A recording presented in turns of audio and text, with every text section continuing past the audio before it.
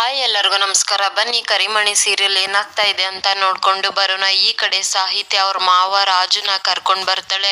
ಯಾಕೆ ಅಂದ್ರೆ ವನಜ ಅದು ಸಿಂಚನ ಮೂವರು ಕೂಡ ತುಂಬಾ ಬೇಜಾರಾಗಿ ಅಳ್ತಾ ಇರ್ಬೇಕಾದ್ರೆ, ನೋಡಿ ಮಾವ ಅವರು ತುಂಬಾ ಬೇಜಾರಾಗಿದ್ದಾರೆ, ಇಂಥ ಸಮಯದಲ್ಲಿ ನಾವು ಅವ್ರ ಜೊತೆ ನಿಂತು ನಾವು ಕೂಡ ನಿಮ್ ಜೊತೆಗೆ ಇದೀವಿ ಅಂತ ಸಮಾಧಾನ ಮಾಡ್ಬೇಕು ತಾನೆ ಅಂತ ಸಾಹಿತ್ಯ ಹೇಳ್ದಾಗ, ನಾನೇನ್ ಮಾಡೋಕ್ಕಾಗುತ್ತೆ ಸಾಹಿತ್ಯ, ಅವಳೇ ತಾನೇ ಇಷ್ಟಪಟ್ಟು ಈ ಮನೆಗೆ ಅಂತ ಹೇಳೋಕ್ ಬರ್ತಾ ಇರ್ಬೇಕಾದ್ರೆ, ನೋಡಿ ಮಾವ ಏನೋ ಒಂದು ಆಗಿರ್ಬೋದು, ಆದ್ರೆ ಅದ್ರಲ್ಲಿ ಪಾಪ ಇವ್ರದ್ದು ಯಾರ್ದು ಕೂಡ ತಪ್ಪಿಲ್ಲ, ಹಾಗಂತ ಅವ್ರನ್ನ ಈ ರೀತಿ ನಾವು ಶಿಕ್ಷೆ ಕೊಡೋದು ತಪ್ಪಲ್ವಾ? ಇಂಥ ಸಮಯದಲ್ಲಿ ನಾವು ಹೋಗಿ ಅವ್ರ ಜೊತೆಗೆ ನಿಂತ್ರೆ ಅವ್ರಿಗೂ ಕೂಡ ಖುಷಿ ಆಗುತ್ತೆ ತಾನೆ ಅಂತ ಹೇಳಿದಾಗ, ಹೌದಮ್ಮ ಸಾಹಿತ್ಯ, ನಾನು ನನ್ನ ಕರ್ತವ್ಯನೇ ಮರ್ತೋಗ್ಬಿಟ್ಟಿದ್ದೆ, ಆಗಿರೋ ಶಾಕ್ ಅಲ್ಲಿ ನನ್ಗೆ ಏನ್ ಮಾಡ್ಬೇಕು ಅಂತಾನೆ ಗೊತ್ತಾಗ್ತಾ ಇರ್ಲಿಲ್ಲ ಅಂತ ರಾಜು ಹೇಳ್ತಾರೆ.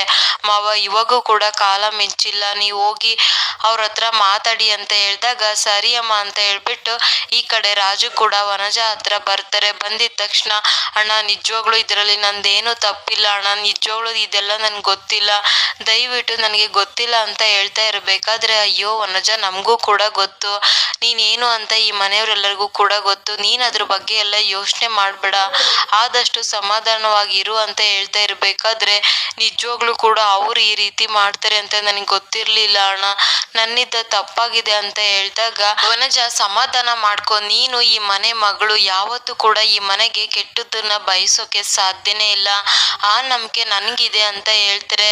ಅವಾಗ ಸ್ವಲ್ಪ ಸಿಂಚು ಮತ್ತೆ ವನಜ ಇಬ್ರು ಕೂಡ ಸಮಾಧಾನ ಆಗ್ತಾರೆ.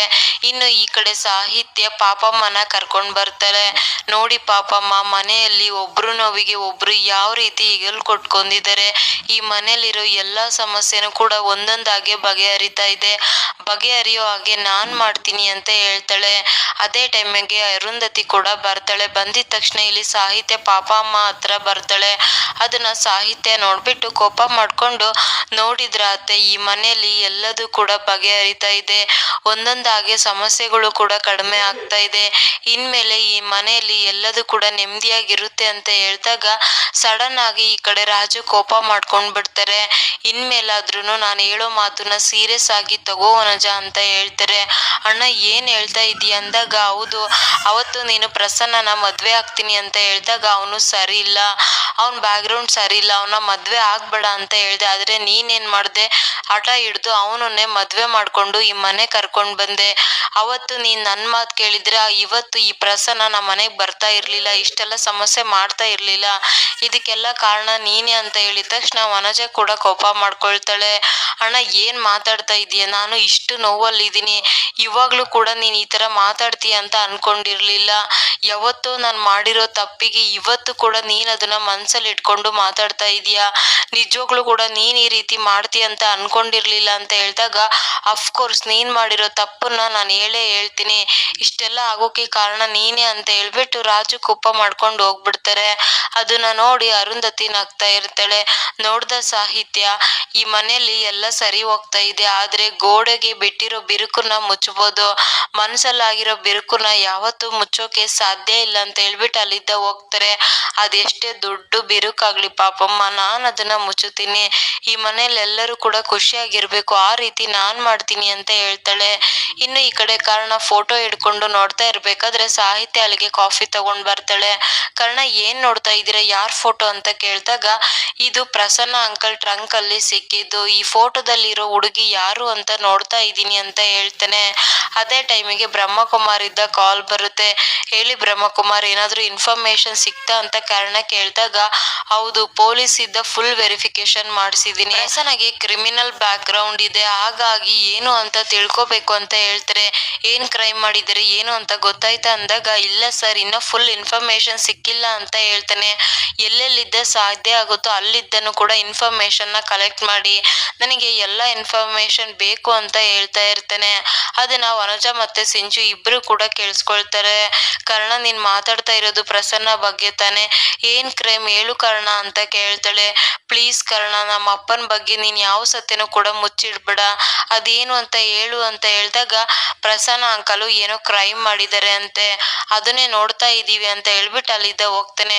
ಅಯ್ಯೋ ಪಾಂಡುರಂಗ, ಒಬ್ಬ ಕ್ರೈಮ್ ನ ಮದ್ವೆ ಮಾಡ್ಕೊಂಡು ಈ ಮನೆ ಕರ್ಕೊಂಡ್ ಬಂದು ಈ ಮನೆನೇ ನಾಶ ಮಾಡಕ್ಕೆ ಹೊರಟಿದೀಯಲ್ವೇ, ಎಂತ ಕೆಲ್ಸ ಮಾಡ್ಬಿಟ್ಟೆ ಅಂತ ವನಜಗೆ ಬೈದಿದ ತಕ್ಷಣ ವನಜ ಅಂತೂ ತುಂಬಾನೇ ಬೇಜಾರ್ ಮಾಡ್ಕೊಂಡ್ ಬಿಡ್ತಾಳೆ.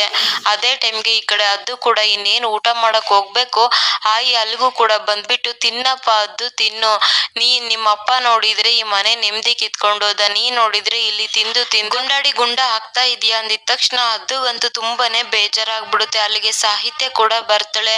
ಆಯಿ ಏನ್ ಮಾಡ್ತಾ ಇದ್ದೀರಾ, ಆಗಿರೋ ತಪ್ಪಲ್ಲಿ ಅದ್ದುದು ಏನು ಇಲ್ಲ ಅಂತ ಗೊತ್ತು, ಆದ್ರೂ ಕೂಡ ಯಾಕೆ ಈ ರೀತಿ ಮಾತಾಡ್ತಾ ಇದ್ದೀರಾ ಅಂದಾಗ, ತಪ್ಪು ಅವ್ನ್ ಮಾಡಿಲ್ದೆ ಇರ್ಬೋದು, ಆದ್ರೆ ಅವ್ನ್ ಮೈಯಲ್ಲಿ ಹರಿತಾ ಇರೋ ರಕ್ತ ಕ್ರಿಮಿನಲ್ ಅವಂದು, ಮುಂದೆ ಇವನು ಕೂಡ ತಪ್ಪು ಮಾಡ್ಬೋದು ಅಲ್ವಾ ಅಂತ ಹೇಳ್ತಾಳೆ.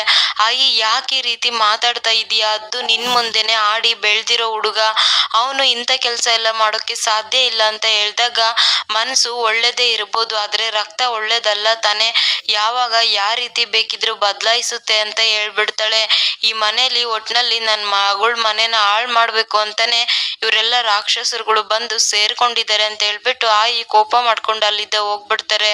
ಅದು ನೀನೇನು ಬೇಜಾರಾಗ್ಬೇಡ, ಊಟ ಮಾಡು ಅಂತ ಹೇಳ್ದಾಗ, ಕಲೆ ಏನಾದ್ರೂ ಮೈ ಮೇಲೆ ಹತ್ತಿದ್ರೆ ಅದನ್ನ ತೊಳ್ಕೊಂಡು ಇರ್ಬೋದು, ಆದ್ರೆ ಮೈಯಲ್ಲಿ ಹರಿತಾ ಇರೋ ರಕ್ತನೇ ಕೆಟ್ಟದ್ದು ಅಂತ ಹೇಳಿದ್ರೆ ಹೇಗಿರೋಕ್ಕಾಗುತ್ತೆ ಸಾಹಿತ್ಯ ಅಂತ ಹೇಳ್ಬಿಟ್ಟು ಅದು ಕೂಡ ಬೇಜಾರ್ ಮಾಡ್ಕೊಂಡು ಅಲ್ಲಿದ್ದ ಹೋಗ್ಬಿಡ್ತಾನೆ. ಆಯಿ ಇಷ್ಟೆಲ್ಲ ಮಾತಾಡ್ತಾ ಇದ್ದೀರಾ ಅಲ್ವಾ, ಪ್ರಸನ್ನ ಅಂಕಲ್ಲು ನಿಮ್ ಮಗನೇ, ಆ ಸತ್ಯ ಏನಾದ್ರೂ ಗೊತ್ತಾಯ್ತು ಅಂದ್ರೆ ಅದ್ ಹೇಗ್ ರಿಯಾಕ್ಟ್ ಮಾಡ್ತೀರಾ ಅಂತ ನಾನು ನೋಡ್ತೀನಿ ಅಂತ ಹೇಳ್ತಾಳೆ. ಇನ್ನು ಸಾಹಿತ್ಯ ಕೂಡ ರೂಮ್ಗೆ ಬಂದು ಪ್ರಸನ್ನ ಮತ್ತೆ ಅರುಂಧತಿ ಇರೋ ಫೋಟೋನ ಹುಡುಕ್ತಾ ಇರ್ತಾಳೆ. ಅಲ್ಲಿಗೆ ಕಾರಣ ಕೂಡ ಬರ್ತಾನೆ. ಅಲ್ಲ ಏನ್ ಇವ್ರು ಇಷ್ಟೊಂದು ಸಂಶೋಧನೆ ಮಾಡ್ತಾ ಇದ್ದಾರೆ, ಅವಾಗವಾಗ ಹೆಂಡ್ತಿನ ಫಾಲೋ ಮಾಡ್ಬೇಕಂತೆ, ಹಾಗಂತ ಹಿರಿಯರೇ ಹೇಳಿದಾರೆ ಅಂತ ಹೇಳ್ಬಿಟ್ಟು ಸಾಹಿತ್ಯ ಹತ್ರ ಬರ್ತಾನೆ. ಬಂದ್ಬಿಟ್ಟು ಸಾಹಿತ್ಯ ಹುಡುಕ್ತಾ ಇರ್ಬೇಕಾದ್ರೆ ಕಾರಣ ಕೂಡ ಅಲ್ಲೇ ನಿಂತಿರ್ತಾನೆ. ಸಾಹಿತ್ಯ ಏನು ಸಿಗ್ತಾ ಇಲ್ಲ ಅಂತ ತಿರುಗಿದ ತಕ್ಷಣ ಇನ್ನೇನ್ ಬೀಳಕ್ ಹೋಗ್ಬೇಕು, ಕಾರಣ ಬಂದು ಹಿಡ್ಕೊಳ್ತಾನೆ. ಏನ್ರಿ ನೀವು ಬೆನ್ ಹಿಂದೆ ಬರ್ತೀರಾ, ಅಷ್ಟು ಕೂಡ ಗೊತ್ತಾಗೋದಿಲ್ವಾ, ಯಾಕೆ ಈ ರೂಮ್ ಒಳಗ್ ಬಂದಿದ್ದು ಅಂತ ಹೇಳ್ದಾಗ, ನೋಡಿ ಪದೇ ಪದೇ ನಾನು ಯಾವಾಗಿದ್ದನೋ ಕೂಡ ಹೇಳ್ತಾ ಇದ್ದೀನಿ, ಇದು ನನ್ ರೂಮು, ನನಗೆ ಯಾವಾಗ ಬೇಕೋ ಅವಾಗ ಬರ್ತೀನಿ ಅಂತ ಹೇಳ್ತಾನೆ. ಬನ್ನಿ, ಆದ್ರೆ ನನ್ನಿಂದೆ ಯಾಕೆ ನಿಂತಿದ್ರಿ ಅಂತ ಕೇಳ್ತಾಳೆ. ಅಯ್ಯೋ ಏನೋ ಹುಡುಕ್ತಾ ಇದ್ರಿ ಅಲ್ವಾ, ಅದಕ್ಕೆ ಬಂದು ನಿಂತ್ಕೊಂಡೆ ಅಷ್ಟೇ, ನನ್ಗೇನ್ ಗೊತ್ತಿತ್ತ ನೀವು ಸಡನ್ ಆಗಿ ತಿರುಗ್ತೀರಾ ಅಂತ ಹೇಳಿದ ತಕ್ಷಣ, ಸಾಕ್ ಸುಮ್ನೆ ಇರಿ, ಕಾರಣ ಮಾಡೋದೆಲ್ಲ ಮಾಡ್ಬಿಟ್ಟು ಮತ್ತೆ ಮಾತಾಡ್ತೀರಾ ಅಂತ ಹೇಳ್ದಾಗ, ಅಲ್ಲ ನೀವು ಕೂಡ ನನ್ನಾಗೆ ಹುಡುಕ್ತೀರಾ ಅಲ್ವಾ, ನಿಮ್ಗೂ ಕೂಡ ಟೆನ್ಷನ್ ಆಗಿತ್ತು ಅಲ್ವಾ ಅಂದಾಗ, ಅಯ್ಯೋ ಹಾಗಂತ ನಾನೇ ನಿಮ್ ತರ ಎಲ್ಲಾ ಬಟ್ಟೆನೂ ಕಿತ್ತಾಕಿ ಹುಡುಕಿಲ್ಲ, ನಾನು ನೀಟಾಗಿ ಹುಡ್ಕೊಂಡಿದೀನಿ ಅಂತ ಹೇಳ್ತಾಳೆ. ಆದ್ರೂ ಕೂಡ ನಿಮ್ಗೆ ಟೆನ್ಷನ್ ಆಗಿದೆ ತಾನೆ ಅಂತ ಹೇಳ್ದಾಗ, ಹೌದು ಟೆನ್ಷನ್ ಆಗಿದೆ, ಅದಕ್ಕೆ ಏನ್ ಇವಾಗ ಅಂತ ಹೇಳ್ತಾಳೆ. ಏನ್ ಹುಡುಕ್ತಾ ಇದ್ರಿ ಅಷ್ಟೊಂದು ಅಂತ ಕಾರಣ ಕೇಳ್ದಾಗ, ಪ್ರಸನ್ನ ಅಂಕಲ್ ಫೋಟೋ ಇಟ್ಕೊಂಡಿದ್ರಿ ಅಲ್ವಾ, ಫೋಟೋ ಎಲ್ಲಿ ಅಂತ ಕೇಳ್ತಾಳೆ. ಅವಾಗ ಕಾರಣ ಅಲ್ಲೇ ಇರೋ ಫೋಟೋನ ತೆಗ್ದು ತೋರಿಸ್ತೇನೆ, ಇಲ್ಲೇ ಇದ್ರೂನು ಕೂಡ ನಿಮ್ಗೆ ಸಿಗದೆ ಹೋದಾಗ ಎಷ್ಟು ಟೆನ್ಷನ್ ಆಗುತ್ತೆ ಅಲ್ವಾ, ನನ್ಗೂ ಹಾಗೆ ಅಂತ ಕಾರಣ ಹೇಳ್ತೇನೆ. ಸಡನ್ ಆಗಿ ಯಾಕೆ ಈ ಫೋಟೋ ಕೇಳಿದ್ರಿ ಅಂತ ಕಾರಣ ಹೇಳ್ದಾಗ, ಇದನ್ನ ಇಟ್ಕೊಂಡು ಏನಾದ್ರೂ ಮಾಡ್ಬೋದಾ ಅಂತ ನೋಡ್ತೀನಿ ಅಂತ ಹೇಳ್ತಾಳೆ.